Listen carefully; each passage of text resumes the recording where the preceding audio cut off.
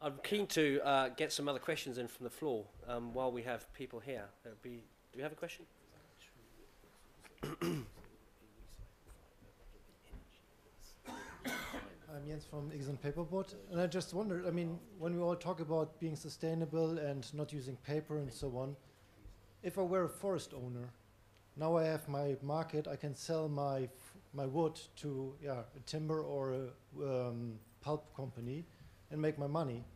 So if now no one is using paper anymore, where should I sell it? Should I burn it immediately for a biofuel, or should I just plant potatoes? I mean, yeah, I mean, where's the forest then if no one is using paper products or any forest products?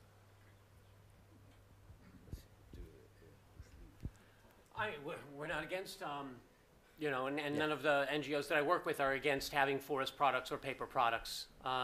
That's not quite the point. The point is how we treat those forests and to what extent we have to overmanage many of them. Now, some of them, you know, can be managed heavily, but we need more extensive forests. Bye, Gareth, thanks. Sorry, he's had to go. Right.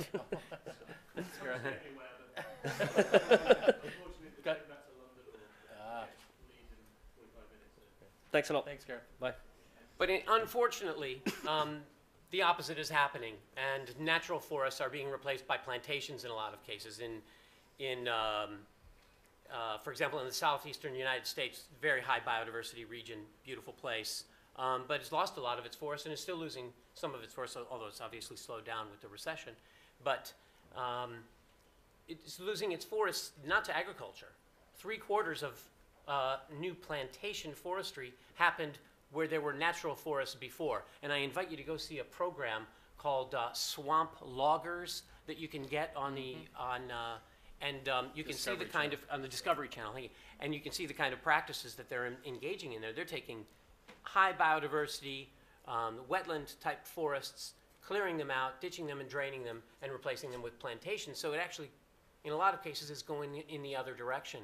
But as far as, you know, managing natural forests, I would recommend that, it was one of our big recommendations when we talk about the climate debate, is that we as society support foresters who are keeping their forests and managing them well, and as long as they keep that carbon and that biodiversity on the landscape, that we support that through tax breaks or other things. We do that in the United States a little bit, for example. So it's, you know, it's not so clear cut as you're saying that all forests exist. I mean, go to Russia. There's no demand for, as one of the speakers was saying earlier, there's no demand for, well, in certain places there is, for a lot of that wood in a lot of those places. It doesn't mean there's no forests there. Of course, there are vast forests there. Anybody else want to take up on that one? Any other questions? Yeah.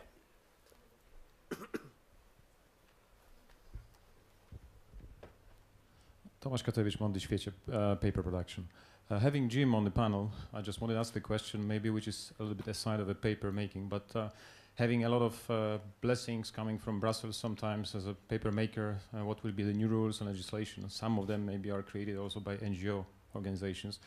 How far we will go in limiting, and what can we do? If we look today at the graphs, and we expect there will be 9 billion people, NGOs will promote less people in a specific country, and there will be some quotes for that.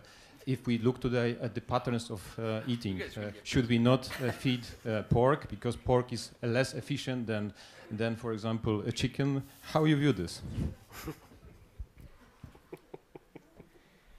Well, we already got our award, so you're on your own, pal. I mean, this is a philosophical question to some degree. Look, you know, level playing field for everybody would be great. So, you know, taxes on energy, you know, increasing over time so that we become more efficient more quickly, I think is an important thing to do. And no, I believe everybody should have all the opportunities that we have in Europe or in North America to have a good life. I would never say anything other than that.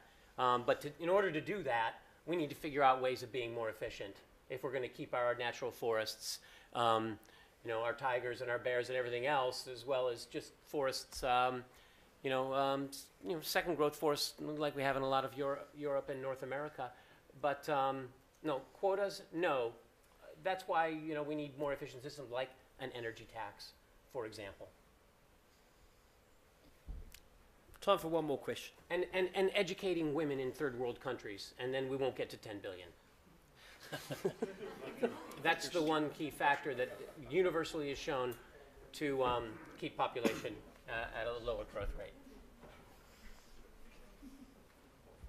A quick final question. Given the panel, it's obvious we've been talking a lot about mostly the graphic papers markets. I guess this is probably going to be another question for you, Jim, is how do you view, but all the other panelists please respond, is how do you compare the packaging sector paper packaging sector to the petrochemicals packaging sector? Do you have a policy there? Do you have a statement to that effect? I don't really, we